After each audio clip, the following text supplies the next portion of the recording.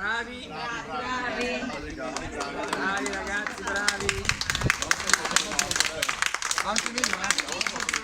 Eccoli appena arrivati al liceo Canova gli studenti che hanno abbracciato il progetto della ciclabile Monaco-Venezia. In sella alle loro bici hanno attraversato la Germania, l'Austria e l'Italia passando fra paesaggi bellissimi immersi nella natura.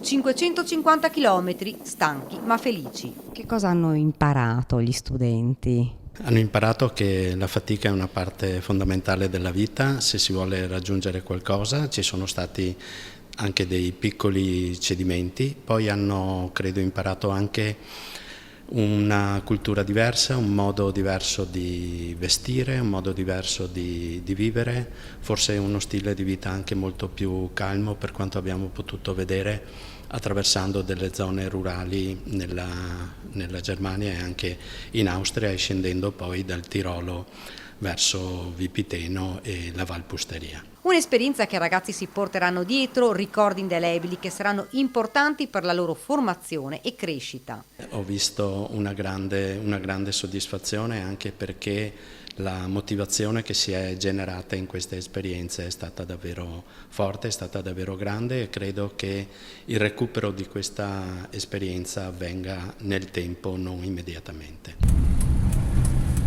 Due gruppi impegnati nel progetto, uno è partito da Monaco fino al Canova, un altro invece ha affrontato l'itinerario del Brennero fino a Treviso, immersi sempre nella natura. Il contatto con la natura è stato importante?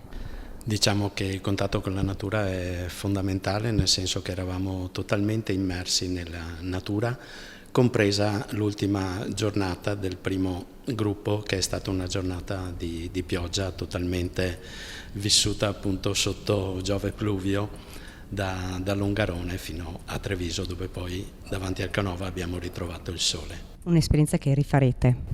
Certamente ho già in mente altri due itinerari, uno in questa stessa area dove siamo stati e un altro invece lungo l'asta del Piave, dal Monte Peralba a Jesolo, dove sfocia.